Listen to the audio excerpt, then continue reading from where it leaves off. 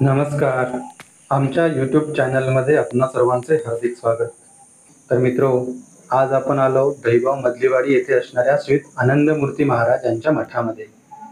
तर हा आनंदमूर्ती महाराजांचा मठ सुमारे 150 वर्ष जुना असून त्या मठामध्ये आजही आध्यात्मिक व भावपूर्ण वातावरणामध्ये जे सण साजरे केले जात होते ते आजही साजरे केले जातात.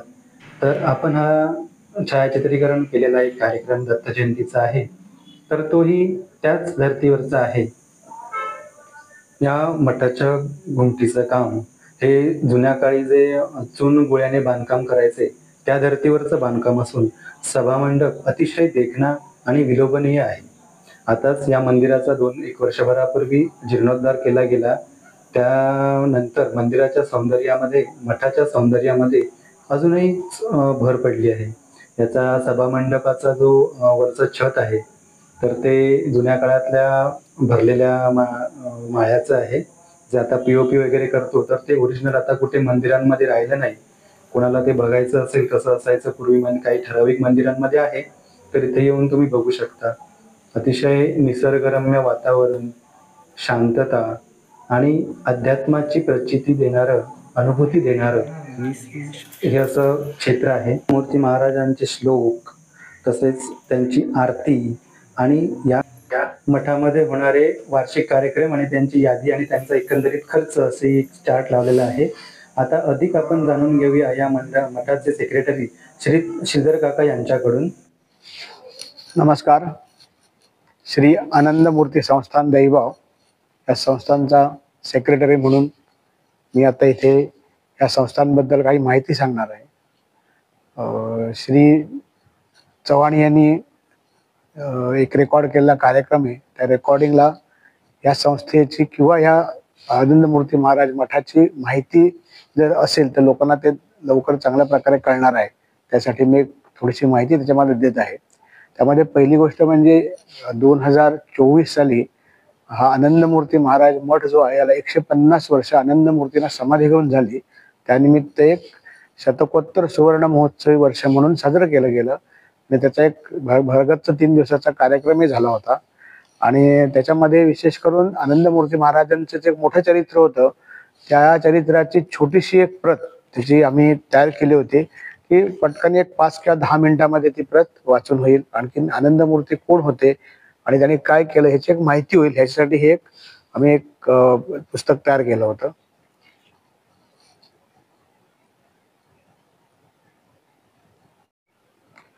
आनंदमूर्ती महाराज ज्यावेळी म्हणजे दाभोळ्यामध्ये इळ्यामध्ये होते त्यावेळी त्यांची एक शिष्या होती चिमा अक्का नावाची, की ती विशेष करून सिकेपी समाजामधून आली होती. बालविधवा होती. वयाच्या 13व्या वर्षी तिच्या पतीचं निधन झालं होतं आणि प्रॉपर्टी वगैरे ह्या कारणासाठी तिचाही खून करून ती प्रॉपर्टी बळकावायचा त्या लोकांचा यावेळी विचार होता. परंतु तिच्या कोणीतरी नातेवाईकांनी सांगितलेली की तू हे घर सोड आणि आनंदमूर्तींच्या सेवेमध्ये जा. तर ती वयाच्या जवळपास 16व्या वर्षी आनंदमूर्तींच्या सेवेमध्ये तिथे दाखल झाली होती. पण तिचं जे कर्तृत्व आहे की तिची सेवा तिने जी केली, आनंदमूर्ती असेपर्यंत त्यांची सेवा केली आणि त्यानंतर सुद्धा त्यांची सेवा अशी केली की आनंदमूर्ती मठाचं काम हे तहहयात चालेल. आणि त्याची व्यवस्था त्यांनी जी लावली होती ती व्यवस्था खूप विचार करण्यापुरती होती की ज्यावेळी स्त्री मुक्तीचे वारे वाहत नव्हते त्यावेळी एक बालविधवा की ज्या बालविधवेचं जिणं त्यावेळच्या परिस्थितीमध्ये इतकं जिकिरीचं होतं की ते आपण अनुभवू शकणार नाही किंवा ते कोणालाही समजू शकणार नाही. अशा परिस्थितीमध्ये त्या चिमाक्कानी हा जो आनंदमूर्तींचा संसार उभा केला ह्याचं खूप मोठं श्रेय त्यांच्याकडेच जातं. आणि त्यांनी तिथपासून त्या वेळपासून हे आनंदमूर्तींचे वेगवेगळे जे उत्सव सुरू केले त्यामधलाच हा आता जो रेकॉर्ड झालेला उत्सव आहे हा त्यामधीलच एक आहे की ह्या स्त्रीमुक्तीची चळवळ चालू करणाऱ्या 150 वर्षाच्या स्त्रीला आम्ही आमच्या संस्थेमार्फत वंदन करीत आहोत. हे जे आनंदमूर्ती महाराजांचं चरित्र आमच्यापर्यंत आलंय ह्याचा एक मोठा जो मागचा इतिहास आहे तो एक वेगळा आहे की माझे आजोबा जनार्दन शास्त्री आणि माझे चुलत आजोबा विठ्ठल शास्त्री असे लिंगेश्वर मंदिर इळये इथे उसाचे चरक होते आणि तिथे ते उसाचा गुळ करून देत होते.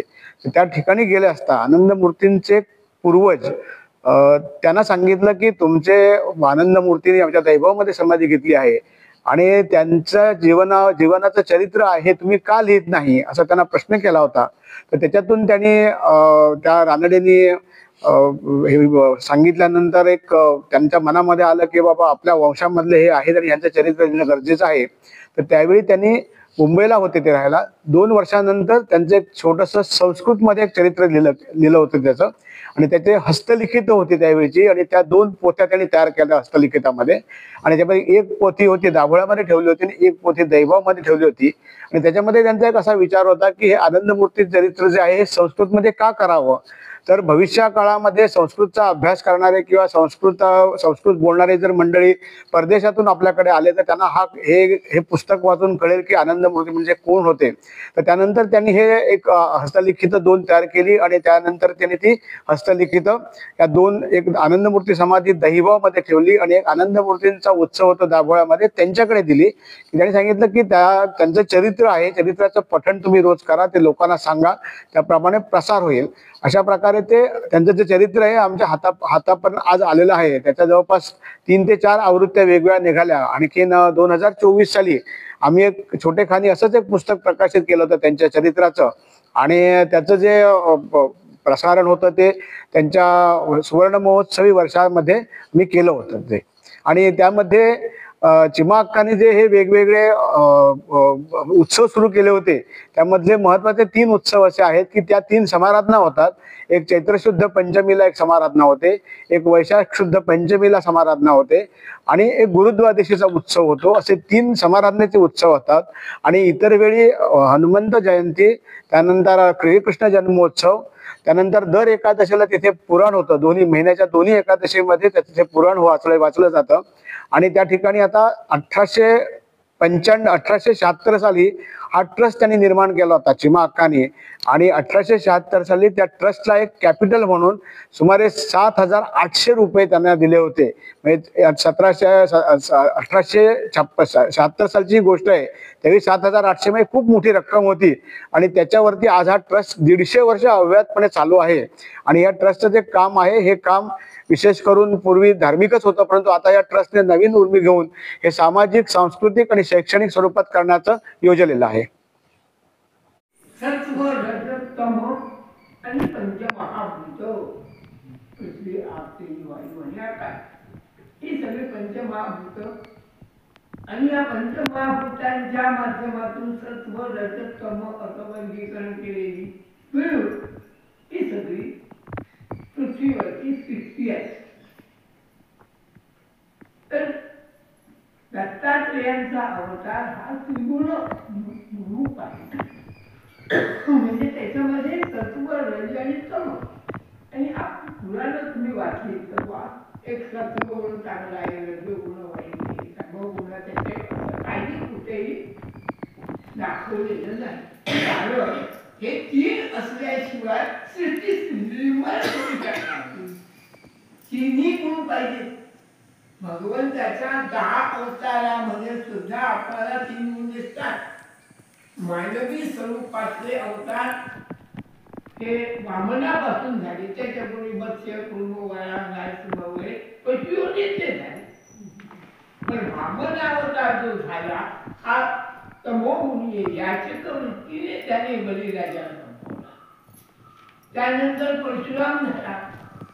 परशुराम म्हणजे जन्माने ब्राह्मण होते तरी पण त्याने आयुष्यभर क्षत्रिय कर्मच केलं. रजोगुणच त्यांच्यामध्ये दिसेल. त्यानंतर भगवान रामचंद्रांचा अवतार झाला. हा पूर्ण सत्व गुणप्रधान आहे. तामस गुणप्रधान, रजोगुण प्रधान, सत्व गुणप्रधान आणि शेवटी झालेला 8वा अवतार भगवान कृष्णांचा हा ह्या 3 गुणांच्या पलीकडे आहे. तिन्ही गुणाच्या पलीकडे हा भगवान कृष्णांचा अवतार आहे. पण दत्तात्रेयांचा अवतारामध्ये 3ही गुण आहेत. सृष्टीच्या आधीपासून सृष्टीच्या अंतापर्यंत हे 3ही गुण अस्तित्वात राहणारे, अस्तित्वात राहायला हवे तरच ही सृष्टी निर्माण होणार आहे. अशा ह्या अवताराचं आलापरी हिंदू धर्मामध्ये या सगळ्यांच्या जयंत्या एक साधारण नियम सांगतो, कदाचित आजच्या काळात पटणार नाही. जयंती कोणची करावी, ज्याला आपण हल्ली वाढदिवस म्हणतो ना, थोडक्यात करतो, ती कोणची करावी ह्याच्याबद्दल एक कारण सांगितलंय. तर जयंती कोणची करा आणि पुण्यतिथी कोणची करा हे सांगितलंय शास्त्र. आमच्या शास्त्रकारांनी जयंती ही भगवंताची, कारण तो जन्मापासून अवतार समाप्तीपर्यंत तो चांगलाच असतो, त्याच्याबद्दल वाईट कोणी म्हणतच नाही. भगवंताला जन्मापासून तो अवतार समाप्त करीपर्यंत वाईट ठरवतो ते चांगलाच असतो, म्हणून त्याची जयंती करा. पण माणूस का कसा आहे असा नाही. तर माणूस हा जन्मापासून पुष्कळ सगळा चांगला असेल, पण त्याचं केव्हा अधःपतन होईल हे नाही सांगता येणार, सांगता येणार नाही. म्हणून माणसाची काय करायची असते आपल्याकडे, पुण्यतिथी. आपण पाहतो आपल्या देशामध्ये जे थोर लोक होऊन गेले यांची पुण्यतिथी साजरी होती, कारण त्यांनी गेल्यानंतर सुद्धा जे काही त्यांनी कार्य शिल्लक ठेवलं ते चांगलंच होतं. कारण मनुष्याचं अधःपतन केव्हा होईल हे सांगता येणार नाही. अगदी मरता मरता सुद्धा साधी गोष्ट आपण म्हणतो, एखादा माणूस गेला नाही त्याला पिपाला आणि मागून आता एक भ्रम आहे अरुण, म्हणजे तो वाईट ठरला आयुष्यभर चांगला असेल आणि त्याच्या मागून जर काही वाईट भेटलं तर त्याची कीर्ती नाही. तर याची कीर्ती कधीही कलंकित झाली नाही अशा मानवाची पुण्यतिथी करा. आज आपण जन्मभर जयंत्यासारख्या माणसांच्या कार्य करतो, हे शास्त्राला अनुसरून नाही. तेव्हा दत्तात्रेय हे अवतार असल्यामुळे ते त्रिगुण एकरूप अवतार. इतर जे मगाशी सांगितलं कोण सत्वगुणी आहे, कोण रजोगुणी आहे, कोण तमोगुणी आहे, कोणी त्रिगुणाच्या पलीकडे आहे. पण दत्तात्रेयांचा अवतार हा अशा तऱ्हेचा आहे. दत्तात्रेयांच्या अवतारातून आपण असं म्हणू की तो का झाला, म्हणजे त्याच्यापाशी कथा आहे की त्या अनुसयेचं जे काही तेज होतं ते तेज आणखीन सप्त स्वर्गापर्यंत जाऊन पोचलेलं होतं. किती श्रेष्ठ पतिव्रता आहे ह्याचं माहिती ह्याचा आणि प्रसार वरच्या सप्त स्वर्गापर्यंत होऊन गेलेला होता. आणि असूया हा शब्द काही असताना त्यांना जगाच्या सुरुवातीची पासून जगाच्या अंतापर्यंत येणार आहे. आणि मग ती असूया जी होती ना, त्या असूयेतून त्या दत्तात्रेयांना अवतार घेतला. सगळी आपण 18 पुराणं वाचावी आपल्या महत्भाग्याने. आज 18 पुराणं ही बा संस्कृतमध्ये ती आम्हाला काय करते अशी भानगड उरलेली नाही. स्वच्छ चांगलं कळणाऱ्या मराठी सर्वांचं भाषांतर झालेलं मिळतं. 18 पुराणांचं 4 वेदांचं त्याचं भाग्य आहे. एक कळते नव्हतं पण झालं. वाचा ते वाचून काय मिळणार, पुण्य लागेल मोक्ष मिळेल बाजूला ठेवा. आपण कसं चांगलं वागावं याचं निश्चित तऱ्हेने आपल्याला मात्र अनुसूया इतकी पतिव्रता होती, इतकं तेज होतं तिचं की तिची कीर्ती सप्त स्वर्गाच्या पलीकडे होती. त्याबद्दलची जी असूया होती त्या असूयेतून दत्तात्रेयाला जन्म झाला. आपण सगळी पुराणं अभ्यासली तर तुम्हाला असं दिसेल तपश्चर्या कुणी केली आहे. आपण पुराणं मुद्दाम वाचा, तुम्हाला कळेल तपश्चर्या ज्याला म्हणतात. आणि तपश्चर्या ही कशी देह आणि शिवायचे तपश्चर्येमध्ये, तर ती तपश्चर्या मानवाने केली आहे आणि दैत्यांनी केली आहे. पण देवानी कुठेही तपश्चर्या केलेल्याचा उल्लेख नाही. स्वर्गावरच्या इंद्राने काही तपश्चर्या केली का? नाही. सूर्याने काही तपश्चर्या केली का? नाही. गंधर्व लोकांकडून तपश्चर्या केली का? नाही. एखादही मुलाने. पण अनंत राक्षस कुळात जन्माला आलेल्या लोकांनी एवढी तपश्चर्या केली की ह्या 3 देवांना त्यांनी म्हटलेलं त्यांना द्यावं लागलं. आणि तशी तपश्चर्या पृथ्वी तलावर मानवाने केली. म्हणून तुकारामांनी म्हटलं ना, नरक मुक्ती धन संपदा संत संग देगा, काय उगीच नाही शब्द आहे. मुक्ती आम्हाला नको आहे. या पृथ्वी तलावरच आमचं जीवन चांगल्या माणसांबरोबर जाणं, हा जो आनंद आहे तो मुक्तीमध्ये नाही. आणि हे मानवाने सिद्ध केले. तर ती तपश्चर्या किती? तर ब्रह्मा विष्णू आणि महेश त्या अनुसयेचं परीक्षा बघायला म्हणाली. परीक्षा बघायला म्हणून जे आज ह्या जगाचे म्हणजे सप्तसृजन सप्त पाताळाचे जे नियंता ते तिची परीक्षा बघायला आले. आणि तिची परीक्षा बघता बघता स्वतःच पराभूत झाले. तिन्ही देव त्या अनुसूयेसमोर पराभूत. एवढी क्षमता तुम्ही पृथ्वी तलावर तुम्ही जमू शकता, स्वर्गावर नाही. इंद्राची सुद्धा एवढी योग्यता मिळवू शकत नाही. एवढी योग्यता या पृथ्वी तलावर मिळवता येईल. आणि म्हणून सर्व शास्त्रांनी आपल्याला दाखवले, त्याला आपण मोक्ष म्हणतो. मोक्ष या शब्दाचा अर्थ असा आहे न पुनरावृत्ती. जन्म आणि मरण ही जी आपली पुनरावृत्ती आहे 64-84 लक्ष योनींची, ती थांबवणं याचं नाव मोक्ष आहे. आणि हा जो मोक्ष आहे हा फक्त तुम्ही पृथ्वी तलावर मिळवू शकता.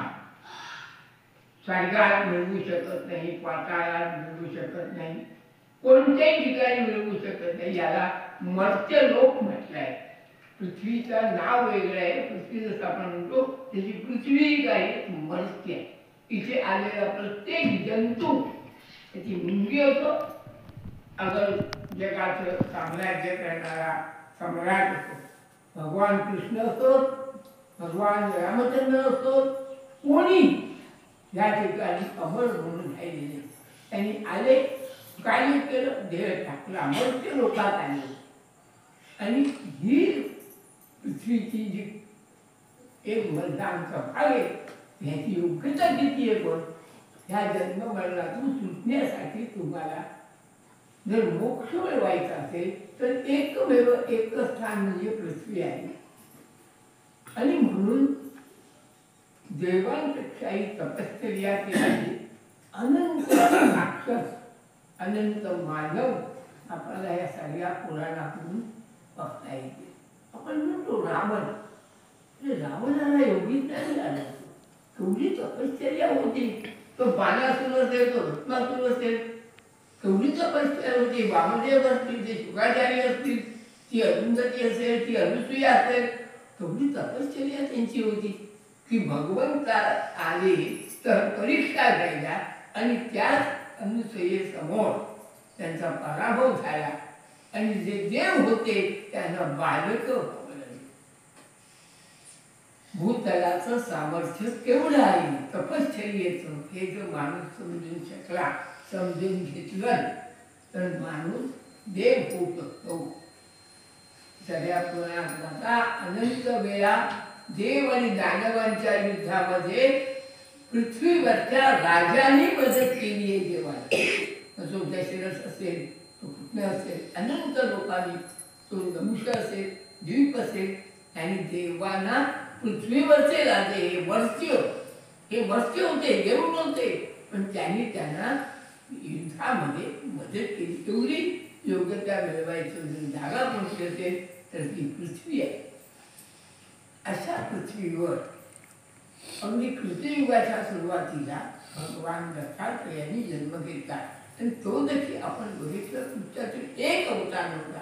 तिन्ही गुणयुक्त अशा तऱ्हेचं एक रूप म्हणून आपण असं म्हणतो त्रिगुण त्रयमूर्ती दत्त, त्रिगुण एकच दत्तरूप, आणि जे दत्तरूप पृथ्वीच्या अंतापर्यंत राहणार. आता आपण हे कृतियुगामध्ये पाहिलं प्रत्येक मगाच्या प्रत्येक पुराणात दत्तात्रेयांची उपस्थिती मिळेल, पण विशेष करून ह्या कलियुगामध्ये साधारण 13व्या शतकानंतर जो पहिला दत्तात्रेयांचा पृथ्वीवर अवतार झाला तो म्हणजे श्री वल्लभ. त्या श्रीपाद श्री वल्लभांचं जीवन तर फार काय नाही, अवघं 32 वर्ष की ज्यांनी फक्त पहिली 16 वर्ष आपल्या आईवडिलांकडे घालवली, पुढची 14 वर्ष त्यांनी आणि कुरुकुलात घालवली. कुरुकुल आपल्यापासून जवळ म्हणजे महाराष्ट्र आणि कर्नाटक त्यांची जी हद्द आहे, म्हणजे कृष्णा नदी अशी 2 बाजून वाहते, म्हणजे 1 किलोमीटर बाय 4 किलोमीटर बेट आहे मध्ये चक्क. तिथे कर्नाटक या बाजूला महाराष्ट्र, त्या कुरुकुलामध्ये त्यांनी केवळची 14 वर्ष काढली. 32 वर्षाचा कालखंड आणि श्रीपाद श्री वल्लभांनी इथे व्यतीत केला. अनेक आपले भक्त निर्माण केले, अनेक शिष्य निर्माण केले. पण दुसरा त्यानंतर झालेला अवतार नरसिंह सरस्वती हा अवतार मात्र बराच काळ म्हणजे सुमारे 80 ते 85 वर्षापर्यंत त्या अवताराने या महाभारत वर्षामध्ये आपली शिष्य परंपरा केली. निरनिराळ्या ठिकाणी नरसिंह सरस्वतींनी वास्तव्य केलं. महाराष्ट्रातलं औदुंबर असेल, नरसोबाची वाडी असेल, कर्नाटकातलं हे असेल, आताचा निधन माहूल असेल, निरनिराळ्या ठिकाणी त्यांचं वास्तव्य आलं. आपण त्यात पाहतो की त्यानंतरच्या परंपरेत सुद्धा स्वामी समर्थ झाले. अगदी अलीकडे आपल्या जवळचा अवतार म्हणजे टेंबे स्वामी. हा अलीकडे जातात. तुम्ही टेंबे स्वामींचं जर चरित्र वाचलं आपण, काय दिव्य केले त्या माणसाने. तुम्ही विचार करा, त्या काळात वाहनांची काही व्यवस्था नाही. टेंबे स्वामी कुरुकुलला जाऊन त्यांनी पादुका शोधून काढल्या तिथे श्रीपाद श्री वल्लभांच्या. म्हणजे जाणं हेच मोठं दुर्मिळ हो. आणि ते नदी कशी पार केली असते, त्या जंगलात ते कसे केले असतील, त्यावेळेच्या वाटा काय, पण त्यांनी ते सिंचन हे अवतारी पुरुषांशिवाय शक्य नाही. अगदी आपल्या जवळचा म्हणजे टेंबे स्वामींचा अवतार, ह्याचा तरी आपण अत्यंत सोपं त्यांचं चरित्र आहे. तुम्ही जे आपण माणगावला गेलो तरी त्या आपण ते जरी वाचलं की केवढी तपश्चर्या, केवढी तयारी त्या माणसांची. म्हणजे टेंबे स्वामी आमचं भाग्य आमच्या जिल्ह्यात जन्माला आले, पण त्यांचं सर्व बरंच आयुष्य हे नर्मदा तटावर गेले. 24 परिक्रमा आणि टेंबे स्वामींनी केल्या. नर्मदेच्या 24 परिक्रमा आणि शेवट हा जे आपण ज्याला रोलेश्वर म्हणतो, तिथे त्यांचा शेवटचा चातुर्मास आणि ते त्यांनी समाधी घेतली. ते वाचण्यासाठी वाचावं. शेवटी माणूस घडायचा असेल तर तो संस्काराने घडतो. एक वाक्य सांगितले आपल्या शास्त्राने, जन्माला जायते शूद्रा, जन्माने खरं नाही तर जन्माने प्रत्येक प्राणी, मग गाईचं वासरू असेल, एखाद्या पक्षाचं पिल्लू असेल किंवा विद्वान ब्राह्मणाचं मूल असेल, ही सगळी जन्माने संस्कार नाही. पण जेवढ्या प्रमाणात त्याच्यावर संस्कार चांगले होतील तितक्या प्रमाणात तो चांगला होतो. ज्यावेळी आपण समजायला लागेल त्यावेळी माणसाने आपण पण आपल्यावर चांगले संस्कार करून घेण्यासाठी हे वाचलं पाहिजे. आणि वाचायला सुद्धा आपण ब्राह्मण अधिक होऊ शकू तर ते वाचण्यासारखं आहे. अशा दत्तात्रेयांचा अवतार हा चिरंजीव अवतार कायम. आज या देशामध्ये अनंत ठिकाणी दत्तात्रेयांची मंदिरे उत्सव होत आहेत. त्यांचे अंशावतार पुढच्या भागात मग स्वामी समर्थ झाले. आपण त्याचे विचार करू ह्याचे महाराज हे सगळी दत्ताचे अंशावतार पुढे झालेले. तर ह्या सगळ्यांनी तपश्चर्या तपवती परिश्रमपूर्वक आपली बुद्धी उंचीवर नेलं, त्याचं नाव तपश्चर्या. की ज्या प्रमाणात करू त्या प्रमाणात आपली योग्यता वाढणार आहे. अनुसूयेची योग्यता एवढी प्रचंड होती की आलेल्या देवांना जिची परीक्षा द्यायला म्हणून आले त्या परीक्षा द्यायच्या ऐवजी स्वतःच ते त्या परीक्षेत नापास झाले आणि बालरूपाने ह्या पृथ्वीवर त्यांना टाकवं लागलं. आणि हे सगळं कर्तृत्व आणि त्या अनुसूयेचं आहे. विचार करा केवढी अनुसूया तपस्या केली असेल, केवढी योग्यता असेल आणि त्या योग्यतेमुळे आज अनंत काल लुटला तरी सुद्धा आणि अनुसूयेची कीर्ती कमी झालेली नाही. आजही ती कीर्ती आहे. अशी मिळवायची असेल तर माणसाने स्वतः काही प्रयत्न करायला काका बोललं द्या.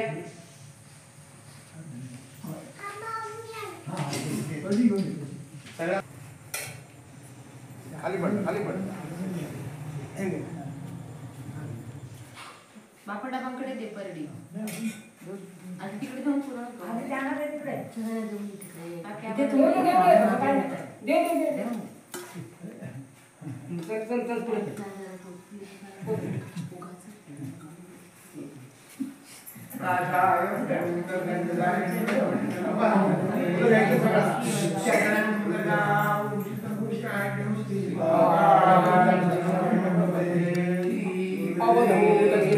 श्री गुरुदेव दत्त.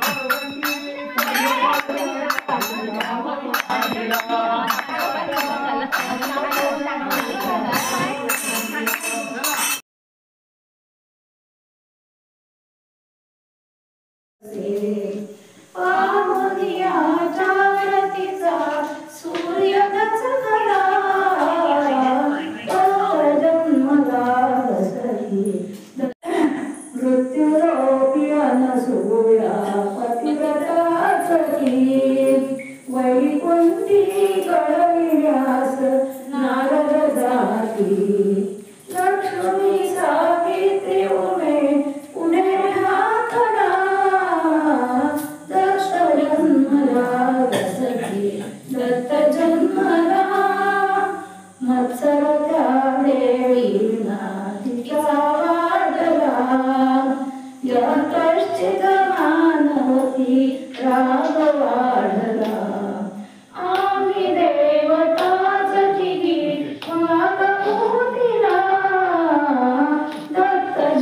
जन्मला रसही दत्त जन्मला हरण करू गर्भवतीचा सत्वहारुणी पतिता त्या म्हणती गीतला पतिला त्या म्हणती गीतला आश्रमी ब्रह्मा विष्णू शिवरामी मार्गक्रमियला दत्त जन्मला दसरी दत्त जन्मला त्रिपुरारी ब्रह्मा विष्णू आश्रमीला रे ब्रह्मवेश घेऊन ओम भगवती म्हणाले अनुसूया आली पुढे आर्य पूजेला दत्त जन्मला दसरी दत्त जन्मला क्षुधाकारला गलिते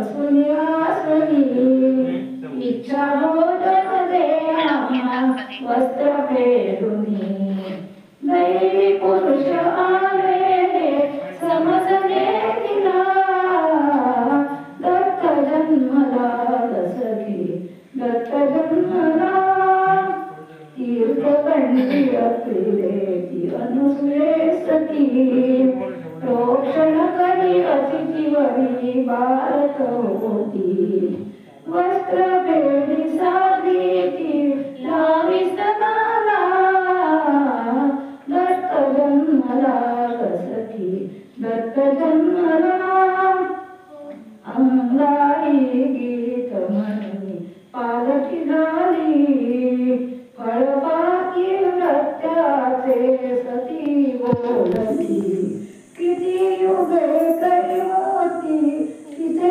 राहिला दत्त जन्मला दसरी दत्त जन्मला दत्त जन्मला दसरी दत्त जन्मला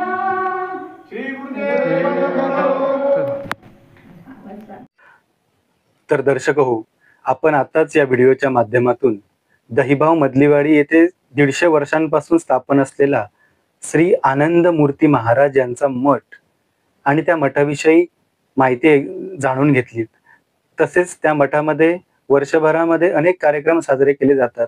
त्या कार्यक्रमाचाच एक भाग श्री दत्त जन्म याविषयी आपण श्री पूजनीय ओगले काका यांच्या ओघवत्या वाणीतून आपण पुराणाचं श्रवण केलं. तसेच त्यांच्या सौभाग्यवती सौ मंगला काकू ओगले यांनी सुश्राव्य असं गायन केलेलं दत्त जन्म पाळणा आपण पाळणा त्यांच्या मुखातून ऐकला. तर हा व्हिडिओ तुम्हाला कसा वाटला हे कमेंटमध्ये नक्की सांगा. काही चूक झाल्या असल्यास तेही सांगा. तसेच व्हिडिओ आवडल्यास व्हिडिओला लाईक करा, शेअर करा, कमेंट करा. धन्यवाद.